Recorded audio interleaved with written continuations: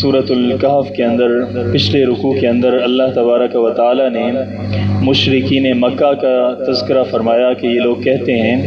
کہ آپ اپنی مجلس سے یہ جو غریب طبقہ کے لوگ ہیں ان کو اٹھا دیں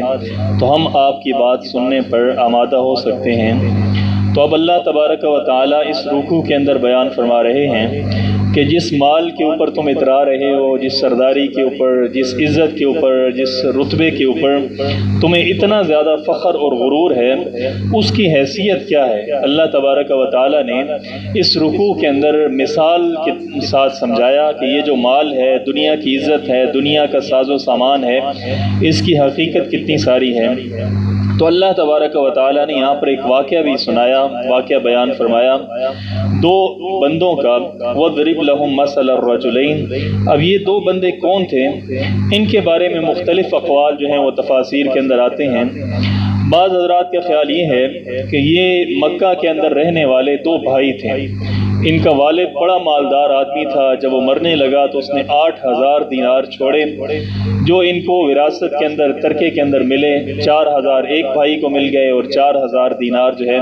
وہ دوسرے بھائی کو مل گئے۔ اب ایک بھائی جو تھا اس نے ان 4,000 دینار کے 2 باغات لے لیے، اب بڑے شاندار قسم کے باغات تھے، اور دوسرا بندہ جو تھا وہ بڑا اللہ تعالیٰ کی معرفت والا بندہ تھا، اللہ کا ولی تھا۔ اس نے یہ کیا کہ ان 4,000 کو اللہ کے راستے کے اندر خرچ کر دیا۔ اب یہ غریب ہو گیا اور وہ دوسرا جس نے 2 باغ لے لیے تھے وہ امیر ہو گیا۔ تو اللہ تبارک و تعالیٰ نے اس امیر آدمی کا تذکرہ فرمایا کہ اس آدمی نے اپنے باغات کے اوپر فخر کیا، غرور کا اظہار کیا اپنے بھائی کے سامنے، پھر اس کا انجام کیسے ہوا۔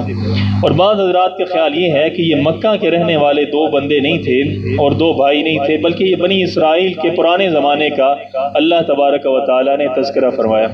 اور اس کی وجہ وہ یہی بیان کرتے ہیں کہ یہاں پر اللہ تبارک و تعالیٰ نے فرمایا کہ ہم نے ان کے باغات کے اندر سے نہریں جاری کر دیں،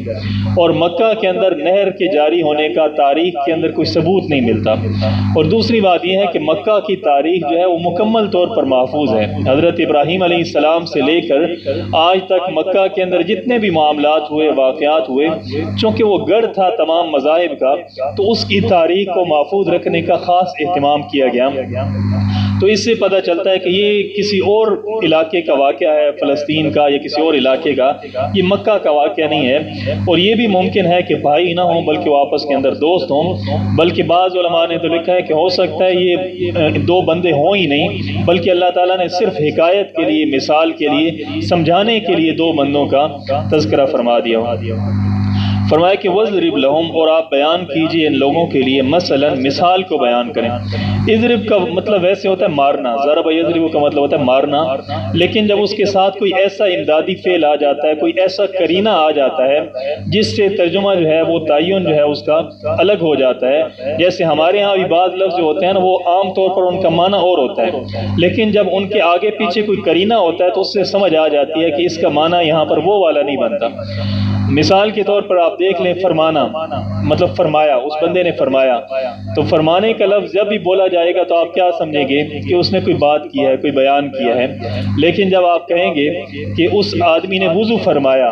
تو وضو فرمایا کا لفظ جب استعمال ہوگا تو پتہ چل جائے گا کہ وضو کیا ہے اس آدمی نے، یا تشریف فرما ہونا، فلاں آدمی نے وہاں پر تشریف فرمائی۔ تو اس طرح کے جو لفظ ہوتے ہیں وہ قرینے سے پتہ چلتا ہے، ترجمہ متعین کیا جاتا ہے۔ تو یہاں پر بھی اضرب کا معنی جو ہے وہ مارنے کا نہیں کیا جائے گا بلکہ بیان کرنے کا کیا جائے گا۔ اور اس کا قرینہ کیا ہے کہ آگے اللہ تعالیٰ نے مثال کا لفظ بیان فرمایا، مثلا کہ آپ بیان کریں،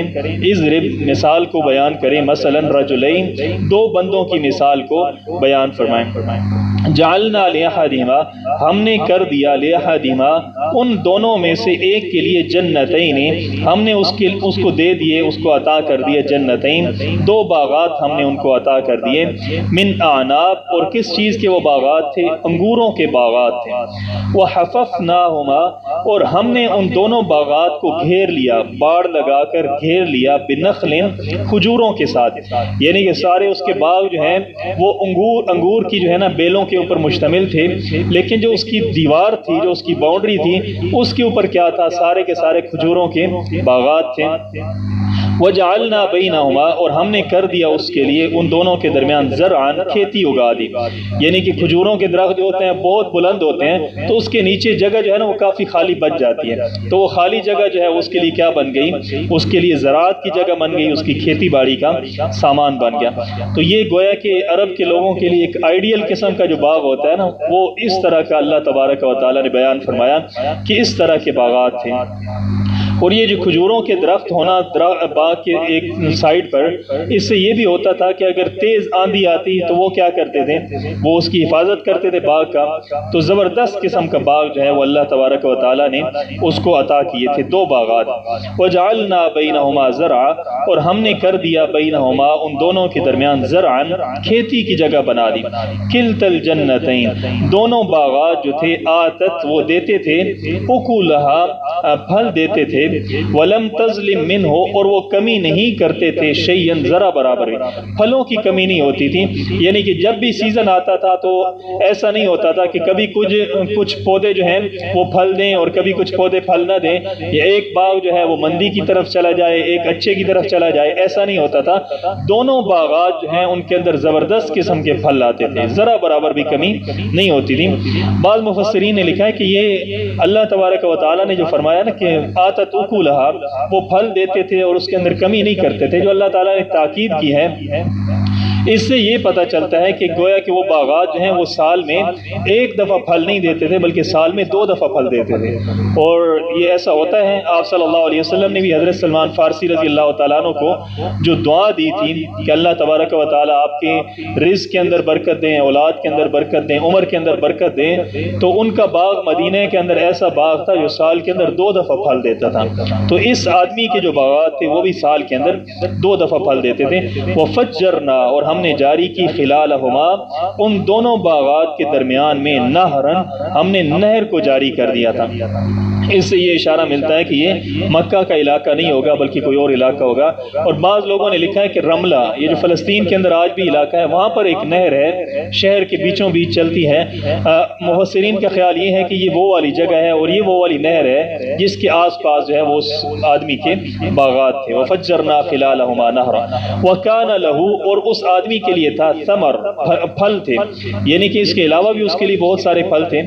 اب مفسرین نے یہاں پر بیان کیا کہ یہاں پر جو اللہ تعالیٰ نے فرمایا نا کہ وَكَانَ لَهُ ثَمَرٌ، اس کے لیے پھل تھے۔ اب پیچھے اللہ تعالیٰ نے پھلوں کا ذکر کر دیا، کھجوریں تھیں، اس کے لیے انگور تھے۔ یہ جو الگ سے اللہ تبارک و تعالیٰ نے بیان کیا ہے، اس سے پتہ چلتا ہے کہ اس کے علاوہ بھی اس کی بہت ساری کھیتیاں، بہت سارے پھل جو ہے، یا اس کا معنی یہ بھی ہو سکتا ہے، مفسرین نے لکھا ہے کہ وَكَانَ لَهُ ثَمَرٌ، اس سے مراد یہ ہے کہ اللہ تعالیٰ نے اس کے لیے سامان عیش و عشرت بنا دیے تھے، یعنی کہ وہ جب کھجوریں بیچتا تھا تو مال آتا تھا، اس مال کو اس نے جمع کر رکھا تھا اور بہت ساری تجارت کرتا تھا۔ تو ثمر سے مراد یہ ہے کہ اور بہت سارے سامان عشرت اس کو اللہ تبارک و تعالیٰ نے فراہم کر رکھے تھے۔ اور بعض مفسرین نے لکھا کہ یہاں ثمر سے مراد ہے نا اولاد ہے، کیونکہ اللہ تعالیٰ اولاد کو بھی کیا بیان کرتے ہیں کہ یہ بھی ایک طرح کا پھل ہی ہوتا ہے۔ تو یہاں پر ثمر سے مراد کیا ہے کہ اس کے پھل اور یعنی کہ اولادیں بھی بہت زیادہ کثیر تعداد کے اندر تھیں۔ اور اس کا اشارہ اگلی آیت کے حصے کے اندر بھی جو ہے نا اشارہ ملتا ہے کہ یہاں پر ثمر سے مراد اولاد ہو سکتی ہے۔ فقال،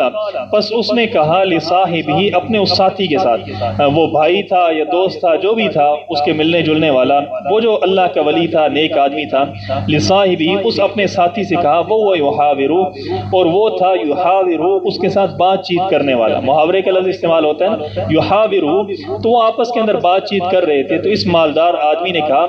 انا اکثر من کا، میں زیادہ ہوں تم سے، مال کے اعتبار سے میں زیادہ ہوں، واعز، اور زیادہ معزز ہوں، زیادہ عزت والا ہوں، نفرن، نفری کے اعتبار سے، تم نفری کے اعتبار سے، تعداد کے اعتبار سے جو زیادہ ہونا ہے، اس سے پتہ چلتا ہے کہ اس کی اولاد زیادہ تھی۔ اس بات کے اوپر وہ کیا کر رہا تھا، اترا رہا تھا، فخر کا مظاہرہ کر رہا تھا۔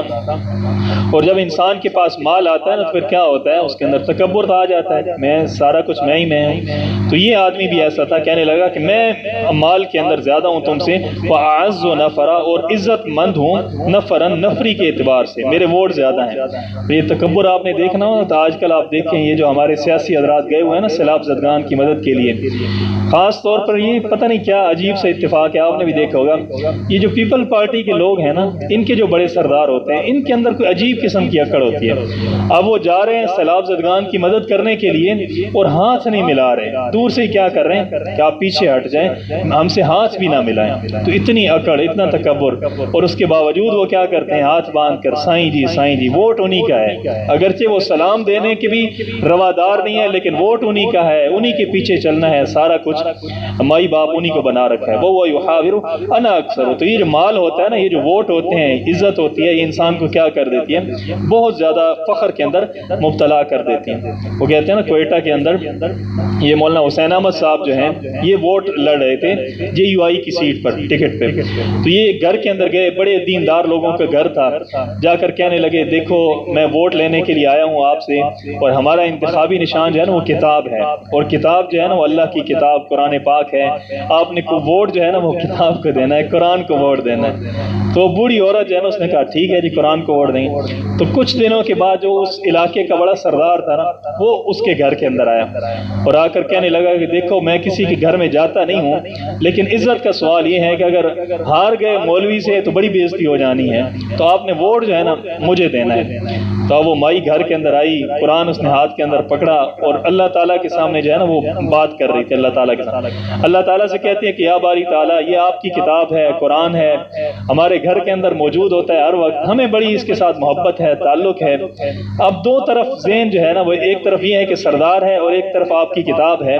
لیکن یا اللہ آپ کی کتاب تو ہمارے گھر ہر وقت موجود رہتی ہے, یہ سردار ہمارے گھر پہلی دفعہ آیا ہے, تو ہم نے ووٹ تو اپنے سردار کو دینا ہے, یا اللہ ہمیں معاف کر دینا. یعنی کہ اس حد تک سردار جو ہے نا ہمارے لیے بن چکے ہیں کہ اللہ کی کتاب ساری چیزیں پیچھے چلی جاتی ہیں. انا اکثر من کا, میں مال میں تم سے زیادہ ہوں, واعز و نفرا, نفری بھی میری زیادہ ہے. تو یہ جو جملہ ہے نا یہ اللہ تعالیٰ کو اس کا پسند نہ آیا. حضرت علی رضی اللہ تعالیٰ عنہ فرماتے ہیں, نہج البلاغہ کے اندر آتا ہے رب کلمۃ سلبت نعمۃ, بعض جملے ایسے ہوتے ہیں کہ ایک کلمہ ہوتا ہے لیکن سلبت نعمۃ, وہ نعمت کو کیا کر لیتا ہے, سلب کر لیتا ہے, نعمت کو ختم کر دیتا ہے. تو اللہ تعالیٰ کو اس کا یہ جملہ پسند نہ آیا. ودخل جنتہ, اور وہ داخل ہوا جنتہ اپنے باغ کے اندر, وہو ظالم, اور وہ تھا ظلم کرنے والا, لنفسہ, اپنے نفس کے ساتھ. ظلم کرنے والے سے کیا مراد ہے کہ ایک تو فخر ہے, غرور ہے, تکبر ہے. بعض علماء نے لکھا ہے کہ یہ آدمی شرک کرنے والا تھا, کیونکہ اللہ تعالیٰ جہاں پر قرآن کے اندر اکثر مقام پر جہاں پر ظلم کا لفظ استعمال کرتے ہیں تو اس سے مراد کیا ہوتا ہے, شرک ہوتا ہے. تو یہ آدمی بھی کیا تھا, شرک کرنے والا تھا. تو وہ اپنے باغ کے اندر داخل ہوا, قالا, اس نے کہا, ما اظن, میں نہیں گمان کرتا, ان تبیدا, کہ یہ برباد ہو جائے گا, یہ جو باغ ہے برباد ہو جائے گا, ہاں یہ باغ ابداً, کبھی بھی, یہ کبھی بھی برباد ہوگا, میں اس بات کا گمان نہیں کرتا, یہ ہمیشہ ہمیشہ کے لیے قائم رہے گا. اور اس کی وجہ کیا ہے, اس کی وجہ یہ ہے کہ اسباب سارے میرے پاس ہیں, اس کو پانی کے ساتھ سیراب کیا جا رہا ہے, اس کو باڑ لگی ہوئی ہے کھجوروں کے درختوں کے ذریعے, تو جتنی حفاظت کے انتظامات ہو سکتے ہیں وہ سارے کے سارے موجود ہیں. تو میں یہ گمان نہیں کرتا کبھی بھی اس کے اوپر بربادی آئے گی. اس کا مطلب یہ نہیں ہے کہ اس نے یہ کہا تھا قیامت تک یہ باغ باقی رہے گا, مراد یہ تھی کہ میری زندگی کے اندر یہ کبھی باغ جو ہے نا وہ تباہ نہیں ہو سکتا. ان تبید ہذہ ودا. اور دوسری وجہ یہ بھی ہو سکتی ہے, جیسے پیچھے لفظ سے پتہ چلتا ہے کہ وہ شرک کرنے والا تھا, تو اگر شرک کرنے والا تھا تو علماء نے لکھا ہے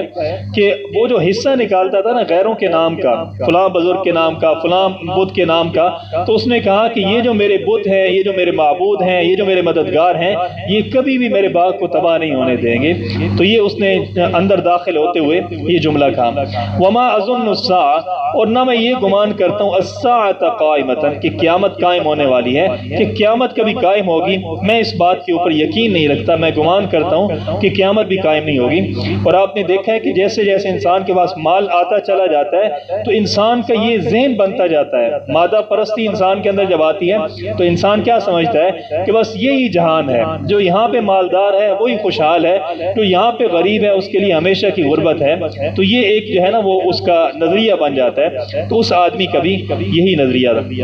وَلَئِن رُدِدتُّ إِلَىٰ رَبِّي, اور اگر لوٹایا گیا مجھے, إِلَىٰ رَبِّي, میرے رب کے پاس, اگر رب کے پاس مجھے لوٹنا پڑا, لَأَجِدَنَّ, تو میں ضرور پاؤں گا, خَيْرًا مِّنْهَا, اس باغ سے بھی زیادہ بہتر جو ہے, منقلبا, وہ اس کو جب اللہ کے پاس پلٹ کے جاؤں گا تو اس باغ سے بھی زیادہ اچھے باغات جو ہیں وہ میرے منتظر ہوں گے. تو اس سے بھی پتہ چلتا ہے کہ کیا تھا کہ وہ آدمی اللہ کو مانتا تھا، یعنی کہہ رہا نا ربی، میں اپنے رب کے پاس اگر گیا بھی صحیح، اول تو یہ ہے کہ قیامت آئے گی نہیں، اگر مجھے جانا بھی پڑا اپنے رب کے پاس تو پھر کیا ہوگا وہاں پر لَأَجِدَنَّ خَيْرًا مِنْهَا، اس سے بھی زیادہ جو ہے وہ مجھے وہاں پر مال و اسباب ملیں گے۔ اور ایسے ہی ہوتا ہے جب انسان کے پاس حکومت آتی ہے تو آدمی یہ سمجھتا ہے کہ اب کبھی بھی ایسا نہیں ہونا۔ یہ عباسیوں کی جب حکومت تھی نا تو یہ جو آخری 400-500 سال کے بعد ان کے آئے خلفاء، تو وہ کہا کرتے تھے کہ ہماری حکومت ایسی ہے جو ہمیشہ قائم رہنے والی ہے، اب حضرت عیسیٰ علیہ السلام آ کر ہم سے حکومت لے سکتے ہیں، اس کے علاوہ ہم سے حکومت کوئی نہیں لے سکتا۔ بس 600 سال گزرے اور آج عباسیوں کا نام و نشان نہیں ہے۔ تو ایسے ہی ہوتا ہے جب انسان حکومت کے اوپر بیٹھتا ہے تو پھر اس کو ایسے لگتا ہے کہ اب کبھی بھی یہ حکومت ختم نہیں ہوگی۔ خیرا منہا، اگر قیامت قائم ہو گئی اور اللہ کے پاس جانا پڑا تو اس سے بھی زیادہ، ان باغات سے بھی زیادہ اچھی زندگی میرے لیے منتظر ہوگی۔ قال له صاحب، کہا اس کے لیے صاحب، اس کے دوست نے کہا، وہ بھائی تھا یہ دوست تھا، وہ یحاور، اور وہ سے بات چیت کر رہا تھا، اکفرت،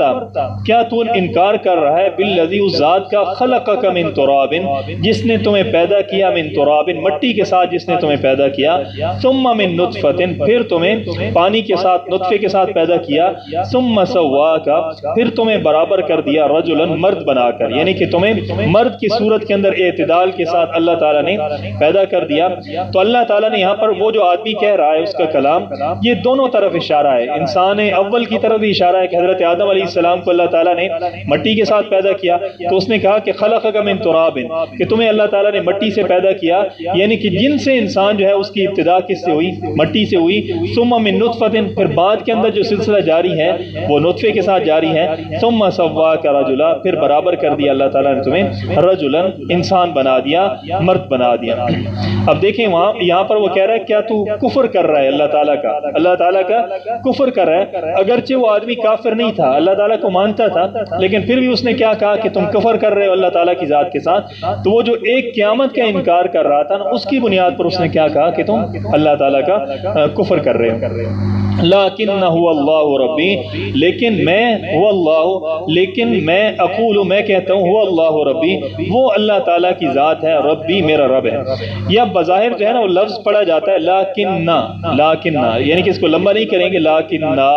اس کو ہم کیا کہتے ہیں تجوید کی زبان کے اندر، الف زائدہ ہے، الف زائدہ، تو اس کو نہیں پڑھیں گے کیونکہ اصل کے اندر یہ لفظ ہے لیکن انا، لیکن میں، کیونکہ انا کا لفظ جو ہے اس کو ہم لمبا کر کے نہیں پڑھتے، انا پڑھنا غلط ہے، انا پڑھتے ہیں، تو یہ اصل کے اندر دو لفظوں کا مجموعہ ہے لیکننا انا، لیکن اس کو اکٹھا کر دیا تو بن گیا لیکننا، لیکننا، یعنی کہ میں یہ عقیدہ رکھتا ہوں، میں یہ کہتا ہوں، هو اللہ ربی، وہ اللہ تعالیٰ کی ذات، ربی، وہ میرا رب ہے، ولا اشرک، اور میں شرک نہیں کرتا، بربی، اپنے رب کے ساتھ، احدا، کسی ایک کو بھی اپنے رب کے ساتھ شریک نہیں کرتا۔ تو اس سے بھی یہ اشارہ ملتا ہے کہ وہ آدمی کیا تھا، وہ شرک کرنے والا تھا، اور یہ جو دوسرا آدمی ہے جو اللہ کا ولی ہے، یہ اس کی شرک کی کیا کر رہا ہے، مذمت کر رہا ہے، یعنی کہ تم تو اللہ کے ساتھ شرک کر رہے ہو لیکن میں اللہ تعالیٰ کے ساتھ کسی کو شریک نہیں کرتا۔ ولولا اذ دخلت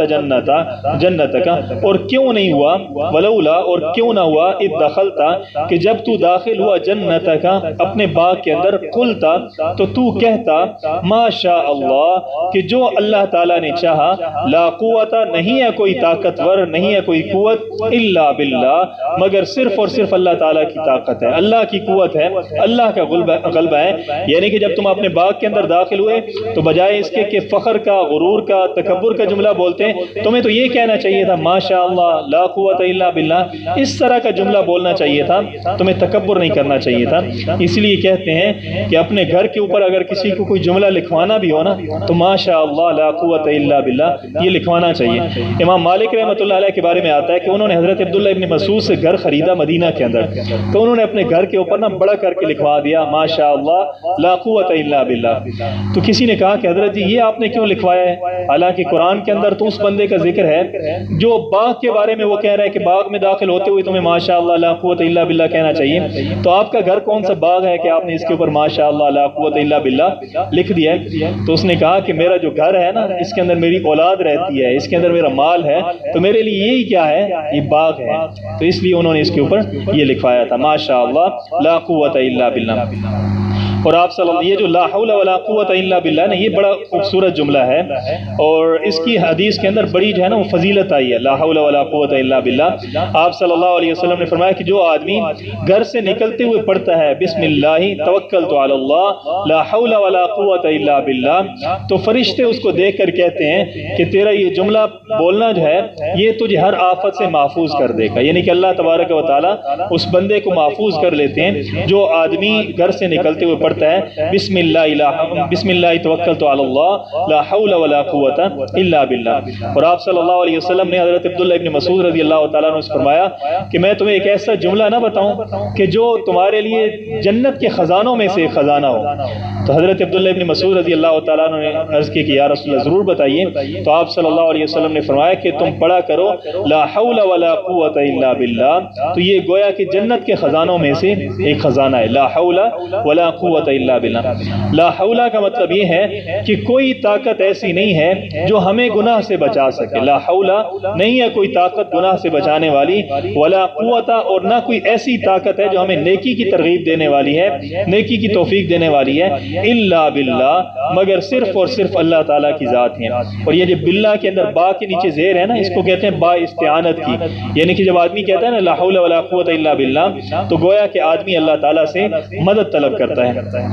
ان طرح نہیں، اب وہ کہتا ہے کہ جب تم اپنے باغ کے اندر داخل ہوئے تو تمہیں کہنا چاہیے تھا کہ ماشاء اللہ لا قوت الا باللہ۔ ان طرح نہیں، اگر تم مجھے دیکھتے ہو انا اقل منکا کہ میں کم ہوں تم سے، مالن مال کے اعتبار سے، وولدن اور اولاد کے اعتبار سے، اگر تم مجھے یہ دیکھتے ہو کہ میرا مال کم ہے، میری اولاد کم ہے، فعسى ربی بس ممکن ہے، امید ہے کہ میرا رب ان یؤتینی کہ مجھے دے دے خیرا من جنتک، تمہارے باغ سے بھی بہتر باغ مجھے اللہ تعالیٰ دے دیں۔ اللہ تعالیٰ کی ذات اس بات کے اوپر قادر ہے۔ اور دوسری بات یہ ہے وَيُرْسِلَ عَلَيْهَا، اور یہ بھی ممکن ہے یرسل علیہا کہ وہ بھیج دے علیہا اس کے اوپر، یعنی کہ تمہارے باغ کے اوپر حسبانا من السماء، آسمان سے کوئی آگ کا بھبوکا اللہ تعالیٰ نازل کر دیں، کوئی ایسی آفت کو اللہ تعالیٰ نازل کر دیں جس کی وجہ سے آپ کا باغ کیا ہو جائے، تباہ و برباد ہو جائے۔ یہ جو حسبان کا لفظ ہے نا، یہ حساب سے نکلا ہے، محاسبہ سے، یعنی کہ ایسی چیز جو پکڑ کرنے والی، گرفت کرنے والی، یعنی کہ اللہ تعالیٰ کی طرف سے تقدیر کے اندر کوئی ایسی آفت لکھی ہوئی ہو جو آسمان سے نازل ہو جائے، حسبانا من السماء، آسمان سے کوئی آفت آ جائے، فتصبح پس وہ ہو جائے باغ، سعیدا زلقا ایک میدان بن جائے، زلقا چٹیل میدان بن جائے، یعنی کہ جتنے باغ ہیں، جتنے جو ہے وہ پھل ہیں سارے کے سارے تباہ ہو جائیں، اور سعیدا زلقا بالکل چٹیل میدان بن جائے،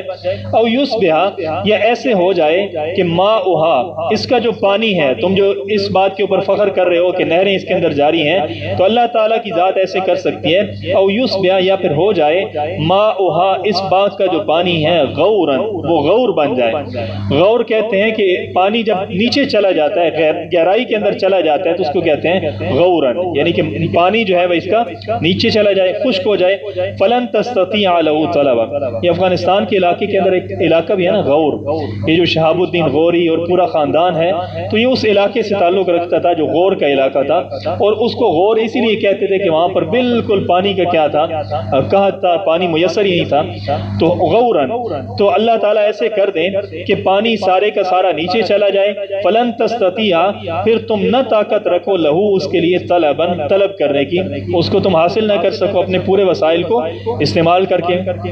یہ سورۃ قلم کے اندر بھی یہ آتا ہے نا، قل ارأیتم ان اصبح ماؤکم غورا فمن یأتیکم بماء معین، یعنی کہ اللہ تعالیٰ اگر ایسے کر دیں کہ جو پانی ہے اس کو نیچے لے جائیں، گہرائی کے اندر لے جائیں، فمن یأتیکم تو کون ہے تم میں سے، بماء معین جو اس پانی کو لے کر آئے، تو کوئی آدمی اس بات کے اوپر قدرت نہیں رکھتا۔ کہتے ہیں کہ ایک آدمی نے جب یہ آیت سنی تو وہ مشرک تھا، تو کہنے لگا کہ یہ کون سا مشکل ہے، میرے پاس اتنے کارندے ہیں تو میں اس کی کھدائی کروں گا، زمین کی نیچے گہرائی تک چلا جاؤں گا اور پانی کو نکال لوں گا۔ تو گویا کہ اس نے اللہ تعالیٰ کے حکم کا، اللہ کی آیت کا انکار کیا۔ تو کہتے ہیں رات کے وقت وہ سویا تو ایک فرشتہ آیا اس کے خواب کے اندر، اس نے اپنی انگلیاں جو ہے نا اس کی آنکھوں کے اندر ماری، انگلی مار کر اس نے کہا کہ زمین کا پانی تو تم بعد میں نکالو گے، یہ جو تمہاری آنکھوں کا پانی ہے نا اس کو نکال کے دکھاؤ۔ تو جب وہ صبح کے وقت جاگا تو اس کی بینائی غائب تھی، دیکھ نہیں سکتا تھا، تو اللہ تبارک و تعالیٰ نے اس کا وہ جو آیت کے ساتھ اس نے مذاق بنایا تھا، اس کا اللہ تعالیٰ نے اس کو یہی دنیا کے اندر مزہ چکھا دیا۔ فرمایا کہ فلن تستطیع لہ، پس پھر تم طاقت نہیں رکھو گے اس کے لیے طلباً طلب کرنے کی، وَأُحِیطَ اور پھر گھیر لیا گیا بِثَمَرِهِ اس کے باغ کو، اس کے پھلوں کو گھیر لیا، یعنی کہ اللہ تعالیٰ کی طرف سے ایک آگ آئی، عذاب آیا، آفت آئی، اور اس کا سارے کا سارا پھل جو تھا وہ تباہ و برباد ہو گیا۔ فَأَصْبَحَ پھر وہ رہ گیا، يُقَلِّبُ پلٹنے والا کفیہ اپنی کفوں کو، کف کہتے ہیں یہ جو ہاتھ کا حصہ ہوتا ہے نا، کفیہ اس کو پلٹنے لگا، عَلَى مَا أَنفَقَ فِيهَا اس بات کے اوپر، ما انفق فیہا جو اس نے مال خرچ کیا تھا، جو اس نے سرمایہ لگایا تھا باغات کے اوپر، اس کے اوپر اس کو ندامت ہونے لگی، تو وہ کیا کرنے لگا، ندامت کی وجہ سے، پچھتاوے کی وجہ سے ہاتھ کو پلٹنے لگا۔ ہمارے یہاں بھی ہوتا ہے نا، آدمی جب پریشان ہوتا ہے تو کیا کرتا ہے، ایسے ایسے کرتا رہتا ہے، تو اللہ تعالیٰ نے فرمایا یقلب کفیہ تو اپنی ہتھیلیوں کو پلٹنے لگا، انفق فیہا جو اس نے اس کے اوپر خرچ کیا تھا، وہی اور وہ باغ ہو گیا، خاویۃ گرا ہوا، علی عروشہا اپنی چھتریوں کے اوپر۔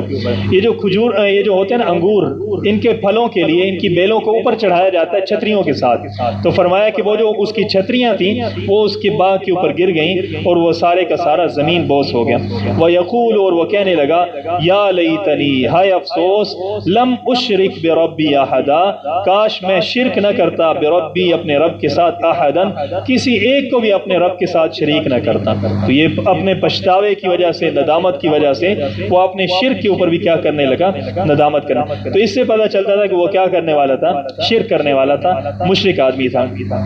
اور دوسرا بعض لوگوں نے لکھا ہے کہ جب آدمی اپنے مال کی بہت زیادہ پوجا کرنا شروع کر دیتا ہے نا، اپنے مال کو ہی خدا بنا لیتا ہے کہ یہ جو میرا مال ہے یہ سارے کا سارا ہے، اسی کی وجہ سے آسانی ہے، اسی کے نہ ہونے کی وجہ سے تنگی ہے، یہی مجھے مصیبتوں سے بچا لے گا، تو وہ مال بھی انسان کا کیا بن جاتا ہے، ایک طرح کا معبود بن جاتا ہے، خدا بن جاتا ہے۔ تو یہ اس کے اوپر ندامت کا اظہار کر رہا ہے کہ یا لیتنی لم اشرک بربی احدا کہ کاش میں اپنے رب کے ساتھ کسی کو بھی شریک نہ کرتا۔ اور یقیناً جو لوگ بھی دنیا کے اندر شرک کرتے ہیں، قیامت کے دن اللہ کے سامنے جب کھڑے ہوں گے تو وہ یہی جملہ بولیں گے، یا لیتنی لم اشرک بربی احدا کاش اپنے رب کے ساتھ میں کسی کو شریک نہ کرتا۔ تو انسان کو نعمتوں کے اوپر کیا کرنا چاہیے، شکر ادا کرنا چاہیے، شرک کا ارتکاب نہیں کرنا چاہیے۔ آپ صلی اللہ علیہ وسلم نے دعا سکھلائی ہے، اللہم انی اعوذ بکا، یا اللہ میں آپ کی پناہ طلب کرتا ہوں، من زوال نعمتک نعمتوں کے زوال سے میں پناہ طلب کرتا ہوں، وتحول عافیتک اور یہ جو میری عافیت ہے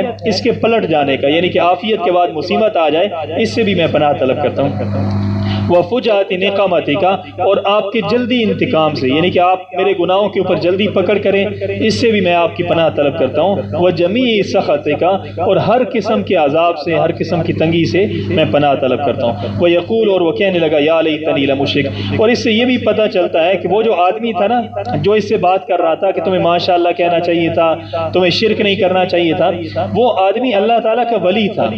اور اب جب اس نے کہا کہ تمہارے پاس مال کم ہے، تمہارے پاس نفری کم ہے، میں تم سے زیادہ معزز ہوں، تو اس آدمی کا دل دکھا، اور اس دل دکھنے کی وجہ سے اس نے بد دعا کی، اور اس کی بد دعا اللہ تعالیٰ نے قبول کر لی۔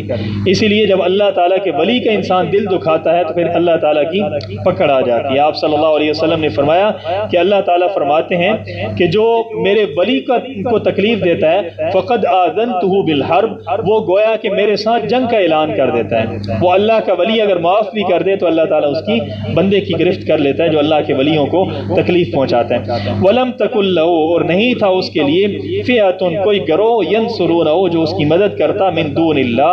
اللہ کے علاوہ کوئی ایسا گروہ، کوئی ایسی جماعت۔ وہ جو پیچھے کہہ رہا تھا نا میرے پاس بڑی نفری ہے، تو اللہ تعالیٰ نے فرمایا کوئی ایسی نفری نہیں تھی يَنْصُرُونَهُ جو اس کی مدد کرتی من دون اللہ اللہ کے سوا، وَمَا كَانَ مُنْتَصِرًا اور وہ نہیں تھا منتصرا خود اپنا انتقام لینے والا، اپنی مدد کرنے والا، اپنا بدلہ لینے والا، وہ اس قابل نہیں تھا۔